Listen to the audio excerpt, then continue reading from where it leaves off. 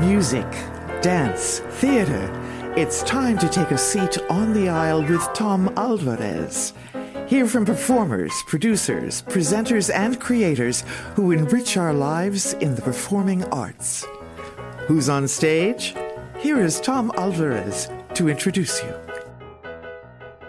Hello, and welcome to On the Aisle with yours truly, Tom Alvarez.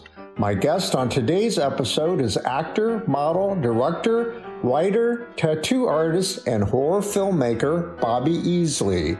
Join me now as I go on the aisle for my conversation with Bobby. Are you struggling to close deals? Cold outreach is wasting the time of both the buyer and seller at every stage, especially when sellers are using shallow and outdated data. Your organization can overcome these challenges with technology that translates comprehensive, high-quality buyer data into real-time insights. These deeper insights empower sales reps and teams to adopt the habits of top performers, which leads to better outcomes, like more pipeline, higher win rates, and larger deals. We call this deep sales. And we've built the first deep sales platform with the next generation of LinkedIn Sales Navigator. Right now, you can try LinkedIn Sales Navigator and get a 60-day free trial at linkedin.com/trial. That's linkedin.com/trial for a 60-day free trial. Let LinkedIn Sales Navigator help you sell like a superstar today. Just go to linkedin.com/trial and get started. Okay, it's time to commit. 2024 is the year for prioritizing yourself. Begin your new smile journey with Byte, and you could start seeing results in just 2 to 3 weeks. Just order your at-home impression kit today for only $14.95 at Byte.com. Byte clear aligners are doctor-directed and delivered to your door. Treatment costs thousands less than braces. Plus, they offer financing options, accept eligible insurance, and you can pay with your HSA FSA. Get 80% off your impression kit when you use code WONDERY at Byte.com. That's BYTE.com. Start your confidence journey today with Byte. Well, if it isn't my son, Bobby Easley, welcome to the show. It's great to have you. I've been wanting to have you on for some time. Thanks for having me, Tom. So I follow you on Facebook, of course, as we all do each other. And so I've been aware of all your activities. But first of all, let me tell our audience a few things about you. You are an actor, you are a director, you are a model and a filmmaker, and you specialize in horror films. And so let's take it from there. First of all, you've got a movie coming up. So, that's your biggest news, is it not? Yeah, I'm really excited. The movie that I have a small role in called The Duel was just released in theaters last night. So pretty honored to actually be able to see myself on the silver screen. Oh, that was at the Hilbert Circle Theater Sunday night, right? That was the world premiere, but they actually got some theaters, throughout the United States. It was last night was the opening night in theaters, so I'm excited that happened. Oh, okay. Well, I was invited to the premiere, but I couldn't attend. And Gordon Strain is a good friend of mine. So isn't that interesting? So tell me about the film. The film is based on the premise of the duel, like the Aaron Burr and Alexander Hamilton back in the day. I think you have a gentleman's disagreement and you settle it on the field of battle with two dueling pistols, and there's rules to that where you draw your weapons and you face away from each other. You walk so many paces, and then at a predestined moment, you turn around and you fire at each other, and hopefully that settles the disagreement. So, two friends have a love interest, and one of them goes against his friend, and then it causes them to have a duel. And they have to go to a man's beautiful mansion to learn the rules of dueling and try to come to an understanding about their disagreement, but they don't, and they end up having to duel each other. So this is a Pegasus Productions picture, and Yes. they are headquartered in Bloomington, correct? Yeah. Yes. And I take it that you were cast through Helen Wells Agency, Yes. and which is our ties. That's where we first met. And we'll get into that because that's a lot of fun to talk about. Helen Wells Agency, you've been with them for how long? 15 plus years now. Yeah, and same here. And you and I have actually done how many shoots together? Ooh, well, we've done a couple that I know of for them, and then we were in a film together that I wrote and directed called Witch House. Yes. We played the Yeah, dog. and that's another big part of this conversation. So you are a multidisciplined artist and you can do it all, right? Well, I try my hand at it. I'll say that. Yeah. So, but back to the film. Where is it set? What time period? So it was set in like in the 1900s? No, it's set in modern day, and Oh, it's modern day. Okay. right, yeah. The And characters are in Los Angeles, but then they have to go and duel in Mexico. my goodness. So where are some of the locations here I understand a lot of it was shot here though. Yes, we shot for 2 weeks at the Simon Mansion. Asherwood. Okay. Yeah, Well, beautiful place. yeah. I think that when we weren't shooting, a lot of the cast and crew would just walk around and just soak up the sights. You know, there was two golf courses, a greenhouse, a massive pool, just a beautiful piece of property. There's even a Jewish synagogue there on the property, family grave. There's a guest house. It's just, I mean, it's amazing. Yeah, I've not been there, but I certainly know people who have, and they say that it's just there's nothing like it around the country. And there's still it's up for sale, is it now? They're still trying to figure out what to do with it. Well, Mrs. Simon donated it to the American Songwriters Association. Yeah, the songbook. Yeah, the Great American Songbook Foundation. Yeah, I Yeah, forgot that. yeah, and what was really interesting is we spent a lot of time in the home theater, and I didn't know that Mel and Herbert produced or were producers of the Porky's movies. Oh yeah. Yeah. Yeah, I thought, why does the guy have like so many copies of Porky's? Like, does he really like that movie? I looked at, it, I said, oh shoot, he was a Yeah, producer. they were doing Hollywood films for a while there, yeah. Yeah, Until yeah. yeah. So I can't remember some of the other titles, but that's why obviously that's part of where they came, how they acquired that fortune besides the malls, briefly they were in the Hollywood business or in the film business. How long did the shoot last for you? 2 weeks. 2 weeks? So, have you been in any other films within the past year or of late? Yes, a film called Myth of Man. It's a science fiction masterpiece. That's the only way I can say it. It's an amazing film, and it takes place in like a steampunk post 1800s revolution era. And I worked with a lot of international actors from Austria and Germany, and I guess it takes place from the point of view of a deaf person. So there's not going to be a lot of audio in it. And we worked in a total green screen environment. And I play a dust soldier, which is kind of like a police officer on this planet. And it was really interesting. And I've seen the trailers, which I'll send it to you later today, and hopefully you can check it out. But working in an all green screen environment was really interesting. Like that. And then to see the amount of post production work that went into it is just astonishing to me. That wow, they created this entire world that we're in, and the props that we used were just cardboard boxes and shapes that were covered in green. And when you look at it, it's like, wow, that's a jail cell that's floating in the air that I have to drag down before an interplanetary storm happens. It's just pretty. It's probably one of the best projects I've ever worked on, and I'm Where very was excited. it shot, Bobby? It was shot in Hungary, a couple places in Europe, and then we shot our stuff in Louisville, Kentucky, on a farm. Wow. Yeah, Yeah. they built a huge warehouse. It was all green screened out. big production, Well, very tell me, I've always wanted to know as an actor, how do you pull that off? And I mean, how do you, well, it's basically you have to act or connect with, stuff that you see on a screen. I mean, that's like very complex, isn't it, as an actor? Complicated. it is. And I think it's kind of using your imagination like we had when we were kids, that the stick is a gun, or that, Mhm.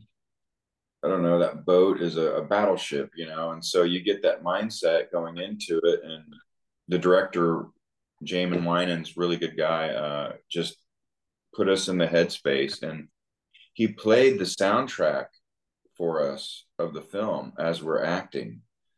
So we get to feel the emotion through the music, and that helps us interact with these green props that will later on end up being some serious pieces of alien technology or mechanical things that nobody could really make. So Wow. really, So he plays a score, and that score helps you capture the emotional quality of the experience, whatever, right? yes, Wow. So that must take a lot of concentration. it was like we were all working together, actors in the scene, and so Mhm. with the music playing, you feel like you're in the movie, you're immersed in the experience, and so you just do what you do best, you act. Had So you ever done green screen before in commercials or anything prior to that? yes, we've used it before in our own productions, but this was Of a course, of totally, course. yeah, this Wow, was a totally experience. you must have picked up a lot for your own filmmaking, right? Well, I do. I try to take some pieces from my own productions and give suggestions where they're needed, and then I also Mhm. sets that I work on and put them in my productions. So it's constantly So like I'm in a learning experience. sure. So how long have you been acting? And by the way, I want to encourage listeners that I interviewed you at length on my website, tomalvarez.studio. So much of that I'm going to ask you again, Bobby. These are different audiences, In fact, I'm not, I'm still trying to figure out exactly who's listening to me. I've been on since February, and I'm happy to say that, because it's internet based, well, like my columnist too, you know, I people are listening from all over the world, so that's really exciting. But if they want to know more about you that we don't touch on today, they can find you on my website. It's archived in there somewhere. And I don't remember when was that, a few years back when we talked. Wasn't it around the time that we did the film together? Yes, it was. We were in production on Witch House when we last had our interview. So I'd have to And say it's a few when years was ago, that? Yeah. When was that? When about you 2 years premiered? ago, maybe May or June. It was not. It was in the summer. It was nice and warm out. Right. And we talked about how we met on the set of a commercial, I believe, or a video of some kind, and it was down in Kentucky. And it was a Latino family, and you were my son, and you had, quote, a family. There was a make-believe family, and we were set up in like a meal. We were having a meal together at a table. Yeah, and I was the granddad, you were my son, then you had a wife and I think two kids. And this was for some commercial, and obviously they were targeting Latinos, but I love telling this story because this is a good time to shout out our mutual friend. She's the casting agent, Lori Fetter. So Lori, I'm sure you're listening because I'm going to make sure that you know that Bobby is on the show today. But she's a great cast. She's great at casting, and she's phenomenal at choosing actors. In these kind of situations, who look like a family. Ours did, but I got a real kick out of it because all of the individuals were Latino and they all came from different places. I think the kids are from Mexico. They were actually brother and sister. And then I think the mother, I ran into her recently. She was from South America. This is a really great actress. And then you were cast at the last minute. because the actor dropped out. And you're not Latino, but you and I are both known as ethnically ambiguous in the industry. So that means we can pass for a lot of folks, right? And remind me, is your part of your heritage Egyptian? Did I get that right or not? No, I'm mixed, black and white with some Native American, mostly Scottish, English, Irish. Where the heck did I get Egyptian? Well, anyway, it must be another actor, another shoot. But anyway, you fit. I mean, we all looked like a family because I remember putting a picture on Facebook, and all these folks thought that that we actually. And then we did another shoot together in Cincinnati, and the shoot was, remind me, and yeah, we had to just stand in front of a camera individually, and then we were together in one shot, and I don't remember Yeah, who. it was USA Bank. There you go. Yeah. And and then I don't know, you never know where these videos or these commercials or whatever, where they're going to show up, right? And I've had people send me things like from brochures and, oh my God, Tom, I saw you on the side of a bus one time. But ours, someone sent me a still of us. They saw it at a gas station. Yeah. Yeah. So they were showing that video, on gas pumps. So I always get a kick out of that. Does that happen to you too, that people send you stuff or tell you that they saw you wherever? Yes. And I imagine that you probably get excited too when you see some actors that you've worked with and you can't wait to take a screenshot and say, hey, I just saw you at Kroger, or I saw you at the airport, or, it's, I get so excited when I'm watching TV and I see one of my friends in a commercial, I'm like, wow. And then, like you said, they say the same thing about us. Yeah, well, that's the neat thing about, modeling, people think that it's quote glamorous. Most people, they equate it with, walking down a runway, right? That kind of modeling. But, people don't realize most of the things in advertising that you see everyday advertising, the people who are in those photographs do what we do on occasion. Some can do it full time. And I think you're kept pretty busy, but you do lots of other things to support yourself, right? As do I. But when they come, they can be very lucrative, which I always like, don't you? I do too. Yeah. I like money. Yeah. But the thing, like feature films, and we'll get into that in a minute because you know about feature films, it's all the same thing. It's hurry up and wait. You're Mm-hmm. always sitting around waiting for them to set up the next shot, the lighting, and so it really is it truly is an art form. And the guys in the commercial end of filmmaking, they're fantastic professionals. They're getting paid a lot, so they usually have big budgets.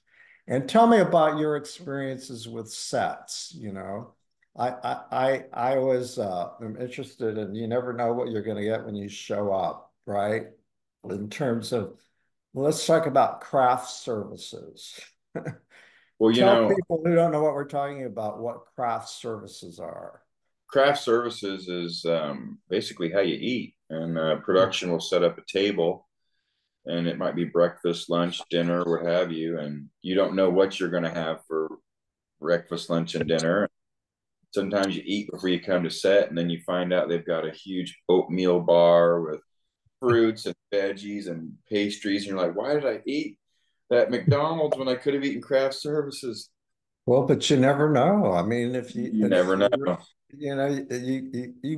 I found out the hard way. You got to eat something, because if you do show up and there's no food, then it's not good, because you got to wait until I've never been where actually I've been to a couple of low budgets where they had nothing but water for the whole day. Oh my goodness. That's far and in between, really. Maybe a bag of Cheez-Its. I think it's best to be prepared when you come to set anyway. Have breakfast, have some snacks, to get you through the day. If you're hungry and you don't know when lunch is going to be served, and if you're working on a SAG project, well, there's been days where I've eaten breakfast and they're not using me until later in the day, and then I'm going to immediately eat lunch. And so I'm like, Yeah. I've had 2 meals and haven't done anything yet. You And work. sometimes those craft services tables can be really lavish, Oh yeah, oh And yeah, I've for sure. been, I've been on shoots too where they have like the craft services person go around serving people, off of plates with Oh, little yeah, snacks. when it's catered, that's really nice. Some days you'll have Indian food, some days it'll be Mexican, then they'll have wraps, and I've eaten pretty well. Have you? Yeah, I sure have too. But I've been on shoot, every shoot's different. That's what I tell everybody. That's why I really enjoy it. And I always meet new people, and people like yourself, I see all around, and oftentimes, we're in 2, 3 shoots together over a period of time. So it's kind of it's you bond, but that's how it's a lot like theater. But in these situations, you only work together for like, maybe you can have a half day shoot, a full day shoot, or you have a multi shoot. I think the longest one I was on was like it lasted a week. Have you been on shoots like that?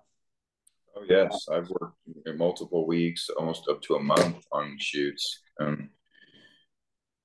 Even with my own productions, you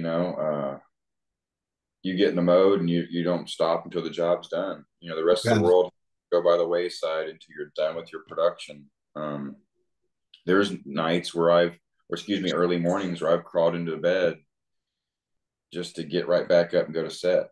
And working in the horror industry, fake blood stains your skin. When you're working with special effects, you're like, well, I'm going to get stained with it all over again tomorrow, so I might as well just keep it going. So let's talk about your company. Tell us about your company. I know all about it because I was in your film, as you said, but tell our listeners about the company. What's it called? Horror Wasteland Pictures International. We've released 9 feature films so far, and had a great time doing it. Worked with a lot of actors that I only dreamt about working with as a kid. Um, Mostly we make horror and suspense, and we made a war film, but I find it very interesting to talk about some of the scarier aspects of life or things that go bump in the night. And that's what we typically work with, those themes. And we just released a film 2 years ago called H.P. Lovecraft's Witch House, and it's our best film to date. You've been in a lot of film festivals, Oh my won goodness, a yes. lot of prizes. Yeah, 18 international awards. We're streaming all over. We're in international markets. The films in foreign markets with foreign dubs on it. It's in Spanish, and we're in Taiwan, Spain, United Kingdom. So it's really neat to get your stuff out there worldwide. And do you go to those festivals too? The ones that I can get to, I will, but for the most part, we just send the film, the package with our promotional stuff, and just see what happens. And some markets are superstitious about certain genres or themes, and so you won't find China liking a lot of the stuff that we do because they don't like witches or supernatural Oh, elements. wow. No, they don't. So how in the heck did you edit it to make it suitable for them? Or They don't even want that oh, I content. And see. I yeah, see. So you couldn't because sell to China then. no, because a witch is a female who's in Uh, power over a man, and the man has no control, and it goes against the authority of their state and government for tell a the audience, tell my listeners about the film, the plot. Witch House is an adaptation of an H.P. Lovecraft story that came out in 1933. What is his claim to fame? H.P. which Lovecraft, for those who don't know who that is. H.P. Lovecraft was the Stephen King of the early 19th century. He wrote a lot of intercosmic horror stories dealing with alien worlds and beings. He's really known for Cthulhu and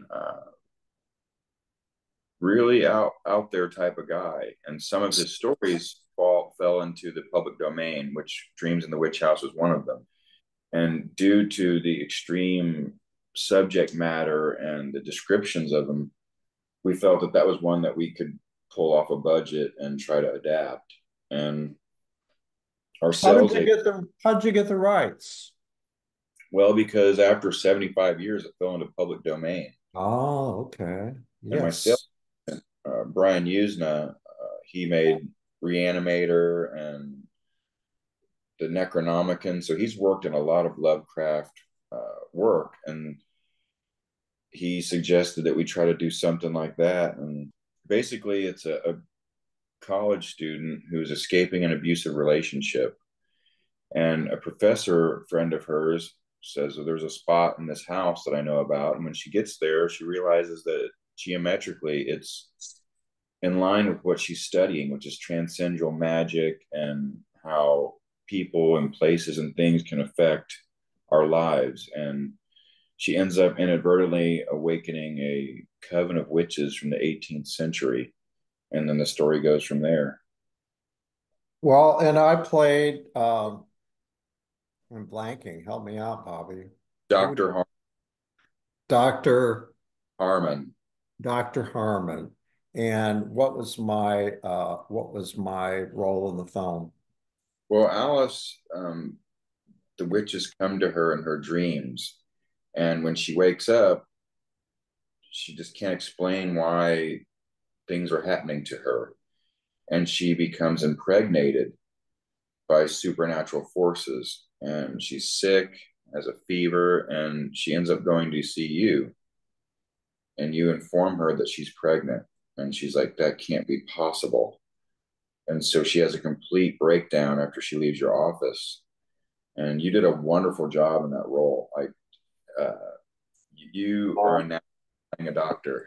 So that's well, I'll tell you, we've talked about this. You knew that I played through Helen Wells. These days, I get a lot of kindly doctor roles or kindly grandfather. So sure, I mean, I don't have any grandkids, but I got tons of nephews and nieces, so it comes naturally. But yeah, I have to tell you, and I have to tell our audience, how can people access the film? People listening. You can purchase it on Amazon. It's on Tubi. You can watch it there. If you just Google it, you're going to run into all sorts of streaming services, interviews and articles and reviews on the film. So yeah, well, the premiere was held at the Arts Center of Indianapolis, what, a year and a half ago, 2 years? Yeah. Mm-hmm. I have to tell you, it was thrilling for me. I've been in the business doing a lot of stuff, but that was my first feature film. That was my first time seeing myself, quote, on a wide screen. And I would be a liar if I didn't tell you how exciting that was. And just, I have to tell you also, I like a lot of artists, I don't like looking at myself. I'm on television too. And when I do, it's still to self-critique, but no one's harder on me than I am on myself, right? And so I was kind of looking through my fingers. It's like, okay, here we go. And I have to tell you, I was like, wow, that's me. I was actually quite surprised. I was pleased and proud of the performance, but more so, I was really, really, and I'm a critic, and that's part of it. Not that I expected that it wasn't going to be good quality, because I know you and I know how hard you work at, but I think it was the first time I really seen a full-length piece that you had done. And I have to tell you, I was so impressed and so proud to be a part of it. And if I had written a critique, if I had written a review of it, and actually I should have, because I could write about anything. When I started my career, I wrote for Nouveau and I did general reporting, and I did review some films, but I thought the writing was superb. the photography, the editing, the music, everything, all the technical. Especially, I was really impressed with your production values, Bobby. It was very. It did not look. Of course, it was a lower budget than Hollywood films, but what you did is what you worked with what you had, and it was just good storytelling. So you could overlook the fact that that you didn't have the kind of equipment one has with feature films, if you will. But just the editing and the special effects blew me away. They were just, it was all, I just thought it was so well done, and you should be really proud of it. And so there's my review. I just wrote my review. Hey, I'll take that. And I'm sure you got the same feedback from a lot of other people in the business, filmmakers, obviously. All those people who bought it, they didn't buy it unless they thought it could make money and attract an audience. The thing, Bobby, it's just good storytelling that counts in the long run. Don't you agree? I do. It took us a while to get that film made because we were in production and then COVID hit. So Yeah, I forgot about that. we had a lot of actors from Las Vegas, West Virginia, just all over, Tennessee come in, and there were travel regulations, and then the whole nervousness of being around each other with, who's going to get sick, but I think That's right. I forgot that. so We we had to reshoot my scene for some reason, I think having to do with COVID, did we not? we did. And, we kind of took advantage of the off time because we rewrote some scenes, and we were sending our dailies to our sales agents in Los Angeles like weekly.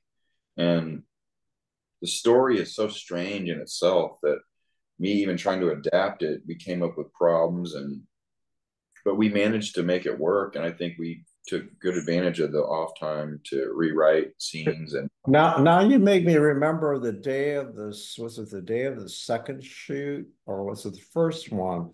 I did have some anxiety about whether I should do it or not, because I remember everyone was wearing masks, and we shot in a fairly small office. We were pretty up close, and I thought, well, you know what?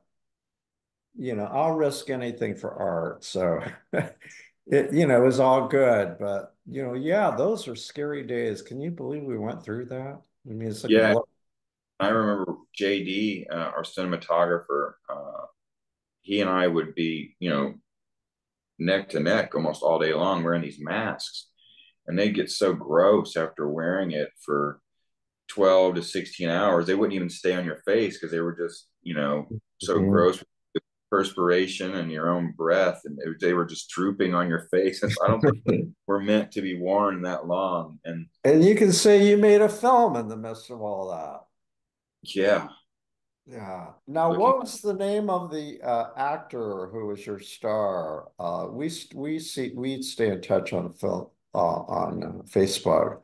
What? Michelle Morris, Yeah, she's great. She was great to she, work with and really talented. Do you see her? Have oh, you worked yes, I with her? just saw her at the Days of the Dead convention last month. And always wonderful to see her.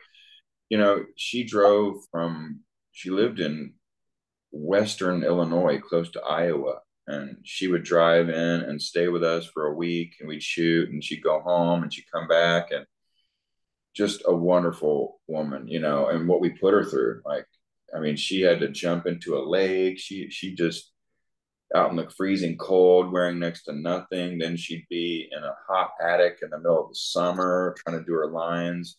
She had to keep her hairstyle the same for almost 3 years because of all the reshoots and things.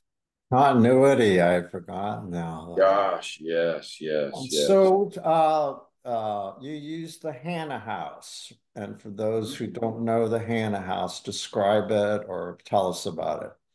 Well, the Hanna House was built in 1856 by Alexander Hanna, and he owned a huge chunk of property on the south side of Indianapolis, which is near where Madison and 465, come together.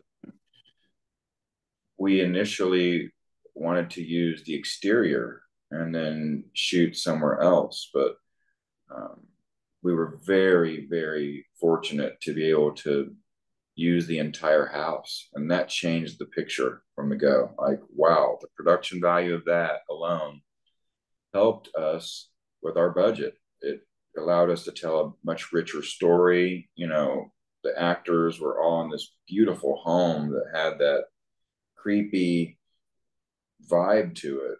You know, the Victorian house style, just the grounds of it allowed us to really expand on the story, and forever grateful to Scott and for allowing us to use that house. Did you or the cast experience any paranormal events while you were there? Yes, we did. Oh, tell me Uh, about well, a house that sits like that and there's very few people coming and going, I feel is kind of disturbed when people show up with trucks, clothing racks, actors, groceries, camera equipment. It was like we just steamrolled right into that house and we're all over the place. So I imagine that it may have upset some sort of paranormal energy there. But the first things that we realized were our batteries drained very quickly. it. Uh, Normally, your audio batteries should last you several days, but they were lasting a couple hours at that. That's interesting. Wow.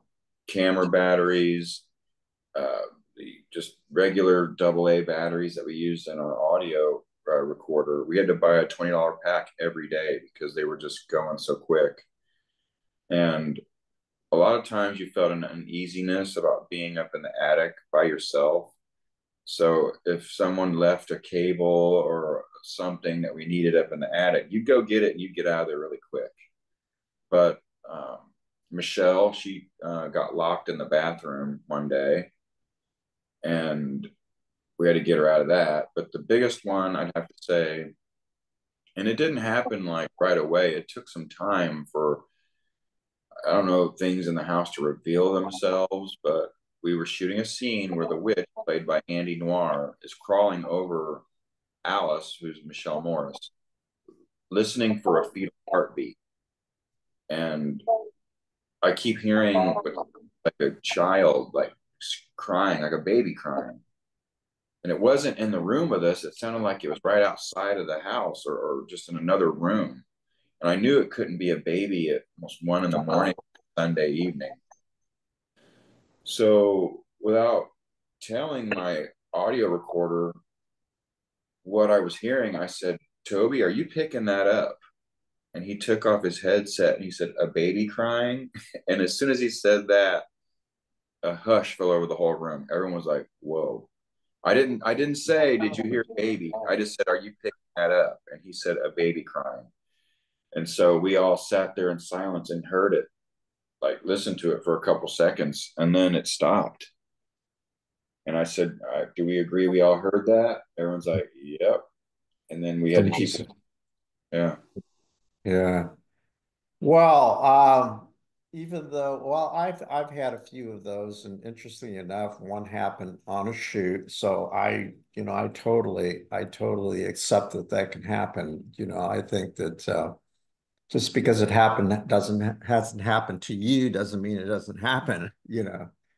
So anyway, I like to think that, there are other uh existence planes, other than the one we live in or live on. So, but I would think that in your business that that would come with the territory, frankly. And aren't you kind of glad that you experienced it in a way?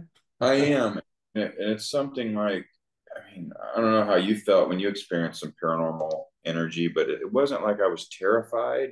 You're more intrigued by it, kind of like, Exactly. Yeah.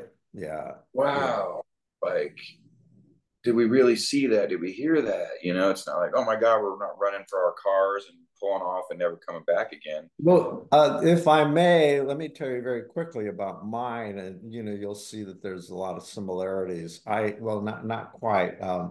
There is a house called Tuckaway. Have you ever heard of it?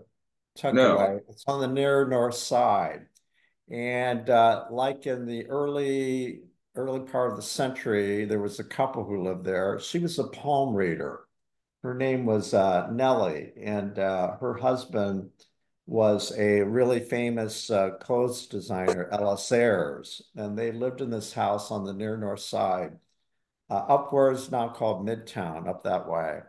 And it was a big bungalow, tucked away. That's why it was called Tuckaway. Or And they tuck could, away. Okay. yeah, and she published a book in the late 30s. And so all kinds of celebrities like read that book and she did palm readings. People flew in from all over the world, famous people, Disney, George Gershwin, just the names go on and on and on. And George, of course, because he was a famous designer, they uh they knew people internationally and they would go to New York often and then sail to Paris. So they had a huge network of fans and friends, and locally they were, at the top of the social scene. But they would have big parties there at Tuckaway and they would entertain all these people. And like I said, famous people apparently were there. There's a claim that Carol Lombard was there right before she flew back to Hollywood and she got killed in a plane crash. That's one of the stories that go along with this. But anyway, there are a lot of claims that, the house was haunted. And so that was what intrigued me. So I did a documentary when I was at Channel 6 about Tuckaway. And so we shot a lot of scenes there, like Hannah House. It was great to take over that house. And they filled it with all this memorabilia of all these stars. And so, I mean, the energy in that house is just remarkable. But there was a claim that Nellie and George haunted the house, and they were friendly. One day all the crew went out for lunch and I decided to stick behind so that I could do some work. And I was sitting on the stairs, it was a bright sunny day, and I felt this presence around me that was so powerful that it scared me. It was so powerful. And I like, it didn't seem like it wasn't evil, but it was right there. And I, it just overwhelmed me and it scared me enough that I ran to the sidewalk away from the house and waited for my crew to return. And then when they returned, I told them what happened. And then they all shared that they felt similarly during the time they were shooting. If one was upstairs, and in fact, there was one bedroom that someone spent the night in. Another friend of mine, my business partner, Dustin, he stayed in the same room, or the room, he stayed in this room overnight and he had to leave. He was so scared to death of the presence. So anyway, that's why I totally can see how you would have that kind of experience in that kind of house with that kind of. And did you feel it was a bad spirit or a good spirit or? No, we're just more curious on like how that happened, or and well, Scott Longier, who's the caretaker of the house, he won't tell you what's in the house unless you come to him, and then he'll Mhm. verify. He doesn't Okay. want he doesn't want to put things in people's heads to where they feel that they're experiencing it. If you experience it and you come to him, he'll say, Did "Yeah, he that's tell happening." you who the baby was? Yeah, it's a baby named Elizabeth who was born and lived for a couple days, and then she died, and they buried her on the property. Oh my. And then they exhumed her casket and moved her to Crown Hill when Alexander Hannah passed away. And what's really interesting is that a spirit can linger in a place like that, and because there's no way to explain that a baby would be crying outside of a house, or you can feel it reverberating in the walls. And there was no car doors shutting, there was no doors shutting from across the street, there was no way that that could have happened. Well, so the baby was buried on the property, so that's why Yeah. you heard the sound from outside. Oh, wow. That's Then we're shooting a scene that involves a baby, and the witch is trying to listen for a fetal heartbeat on our that's lead actress. And so then that's when the baby starts crying. that's something. and we'd been shooting there for a year or better. So it didn't reveal itself or do anything like that until that one scene. And then that was And it. it's stuff like this that appeals to you and always has, right? The Oh, yeah. supernatural, the whole genre. Oh, Uh, yeah. I mean, so, as a, and I remember on one of those shoots that we talked about that we were on together, the one in Cincinnati when we were hanging around, and it's really true in the film and production business is a hurry up and wait. So you got plenty of time to chit chat with your fellow actors on set because that's how you bond so quickly, right? So I remember that was, and then because I'm an interviewer, I naturally am curious, since I'm a journalist and I love to hear people's stories, and I think I pretty much interviewed you. It gave me an opportunity to find out exactly what you do and how you your career. So remind me and tell the audience about how you got started producing and how you came about forming your company. well, years back, a friend of mine, told me about the Helen Wells agency, and I started doing promotional modeling and got into a little bit of print, and then did some runway work. And a friend of mine was shooting a zombie movie, and I got a role as a little zombie, and then I did such a good job at it that he wanted to put me in additional scenes. And I thought, man, this is really neat. And living in Indianapolis, we're not really in a coastal market that's, an entertainment hub. So we've got to be a little bit more proactive. And I realized that I can't sit around waiting on roles to be in horror films. I might want to start creating them myself and create those opportunities. And so, I got a camera and had a script and shot my first film, X, which is about a military veteran with PTSD that becomes a serial killer.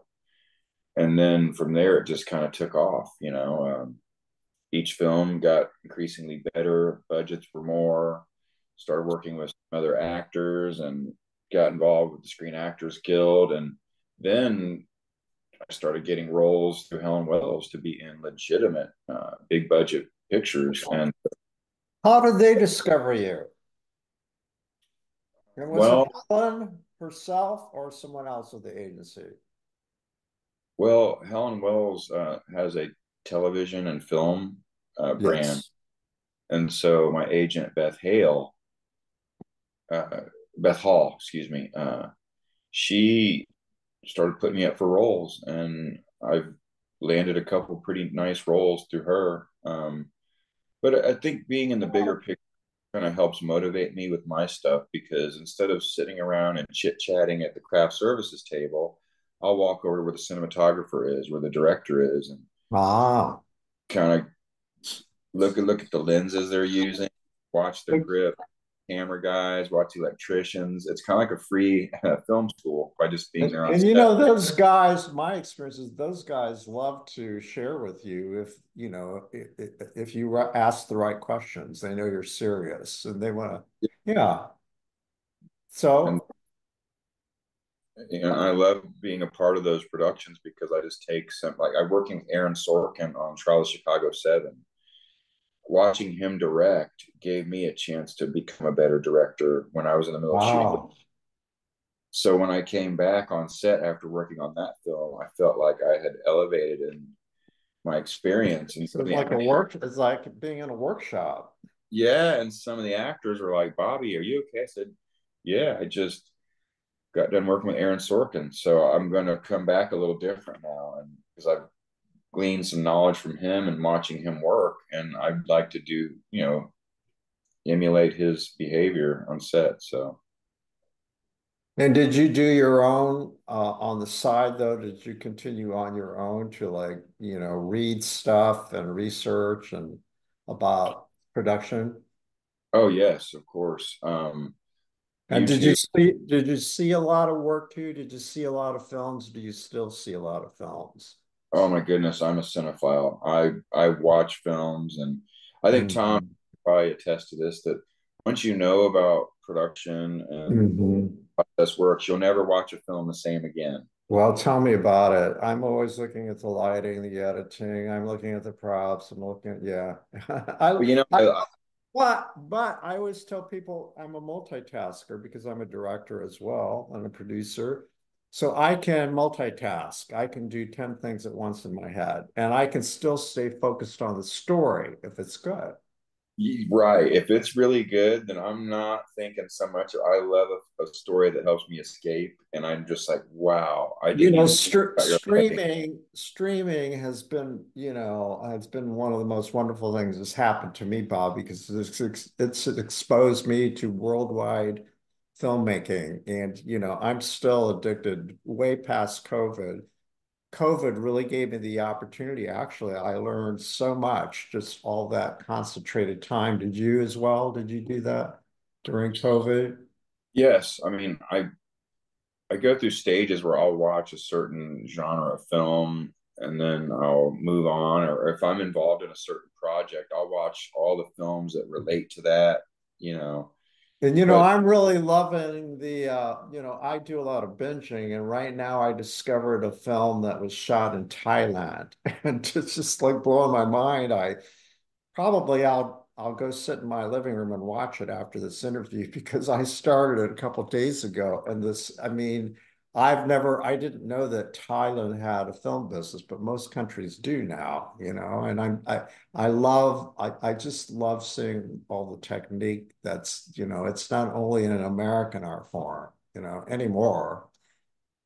And I I was an just, I was an international sales agent for a company for a number of years, and I watched so many films from different, markets, and it's really neat to see some of the Bollywood stuff or Mhm.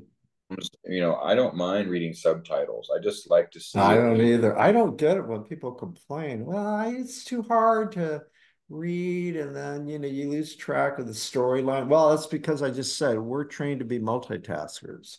I think one of the best foreign films that I've seen recently was Godzilla minus one. I'm a big Godzilla fan, but this is different. It's not a Hollywood big budget with, actor A, B, and C.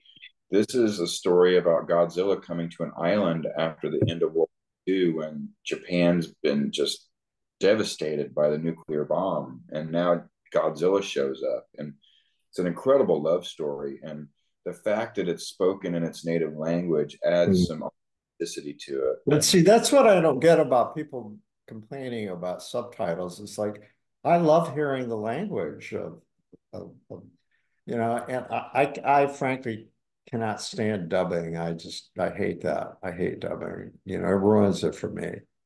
yeah, So I can't help. Our viewers, I mean, our listeners. This is a Zoom call because for various reasons we couldn't be in the Channel 8 studios. So Zoom is a great way, an alternative. And so people don't see you. I take it you're at home and you're wearing a Tibbs Drive-In t-shirt, which I love. I love that. Where did you get that and why?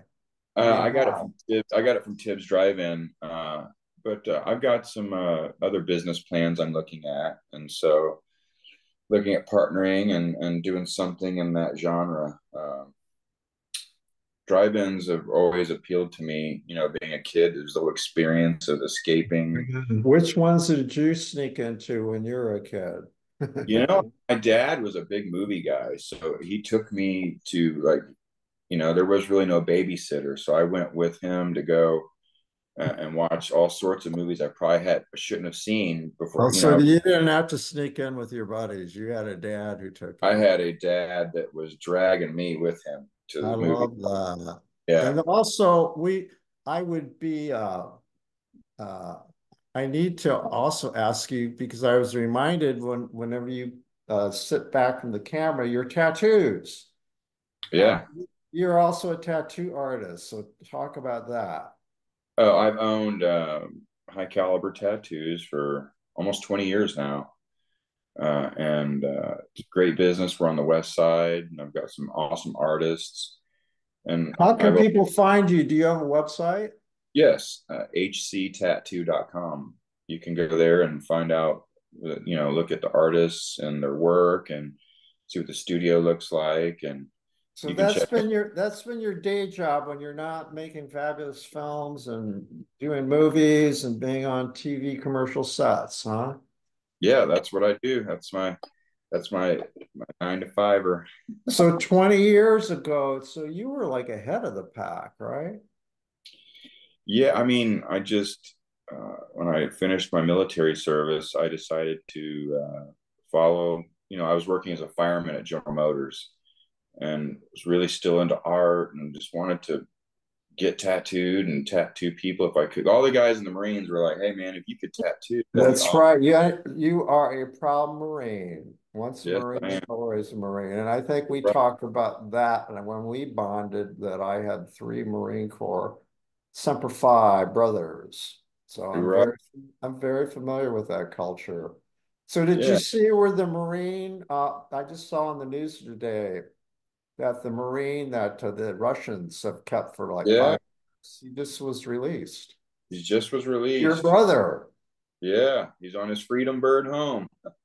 Well, because he is a Marine, that's how he probably managed to survive, right? Yeah. I mean, there's a definite mindset that comes with that we don't forget.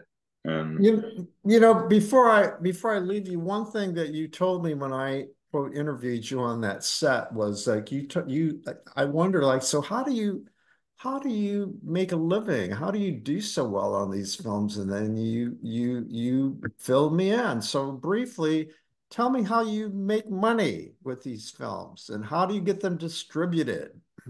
well, you need a sales agent. You need a PR firm to run a strong campaign.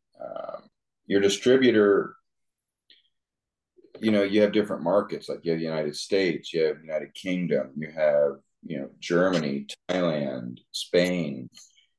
All these little pennies add up in these different markets.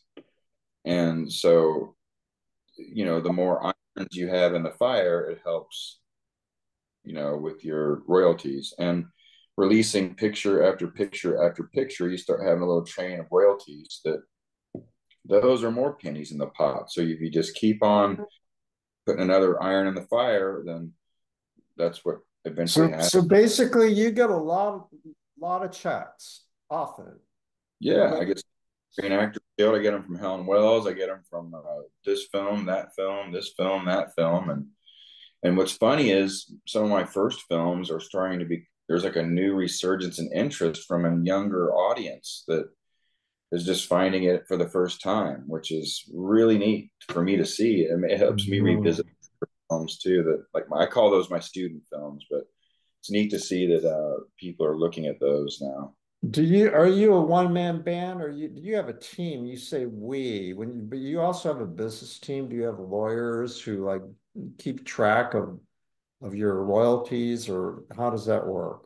Accountant does, and then my sales agents are like my angels. My production team, we've worked together on several pictures, so we kind of know where we're headed with our next project. What investors we'd like to use. You know, I just have a wonderful team of guys in Indiana that aren't making a bunch of money, but we're all together on trying to get our stuff out there, like the guys from Pegasus just did with the Duel. We're, Yeah. a lot of people from the Midwest work really hard to get their stuff out there, and I feel that we tend to work harder out here because we have to make such a good project to get it out to those coastal markets. And So have I'm you heard anything more about is our legislature finally gonna get some sense and offer tax breaks for film companies? you know I was really excited to work with our former mayor Greg Ballard's son Greg Jr. on a set of the film, and we were hoping for an Indianapolis Film Commission, which was going to, Yes. and we just really haven't heard anything on that. Indiana Film Network is great, and it's a place where directors, actors, writers get together and say, "Hey, I'm working on this." Get your What are you talking about the Facebook group or something else? No, it is a Facebook group, but it's Yeah. actually group that meets at the IMAX once a month up on the north side. Oh, you should show up sometime. We'll talk about this some offline sometime, but I'm producing a documentary I'm really excited about. Okay. I'm a country artist. He died tragically at the age of 33. His name is River James. He's from Texas, and I only knew him for 4 months, and I was helping him with his career, and he died of this inoperable brain tumor. It's just, I mean, it just tears me up. But so I've decided to produce a documentary, and I haven't done a documentary since my James Dean documentary. And so I'm excited to go back into the business as a producer, right? I'm writing, producing, and directing it. So Oh, that's I'll have to get involved in this group you're talking about okay. Yeah. so I can You get know, the word out. I just would love it if Indianapolis would have something like that, because I think we're such a unique state production wise, because you can shoot scenes that take place in a metropolis like downtown Indianapolis. It's great. And then 10 minutes outside that, you're into suburbia and you can shoot scenes there. And then if you Oh, go yeah. up, then you're out into the country, the cornfields, we've got forests, we have dunes You up can north. you can fake locations all over the We city. have we have caves, we have swamps, forests, ocean, dunes. Like, I mean, you can really, this state has a lot to offer. It's heartbreaking to see films that are supposedly set in Indiana, and yet, they're shot in Illinois or Canada or Yeah. whatever. Close Encounters of the Third Kind, that was supposed to happen in Evansville, Indiana. And then you've got Stranger Things supposedly takes place in Indiana. They love using our state, like they think it's out in the middle of nowhere, America. Like it's the breadbasket of it's just. I'm But sure you're aware that of late, not only Pegasus, but I see where Angelo Piso is about to produce a film that's going to be shot in Bloomington. They're looking for actors and all. So there's something going on here, and I think it's just a matter of time before Hollywood, like they're going everywhere else to save on costs. And, oh yeah, you know, Indiana is ripe. And the production people we have in this community are just so many outstanding designers and photographers, lighting, just everything, and I craft love. services. Yeah, go craft. I love it because I've worked with all these people you're talking about in multiple productions.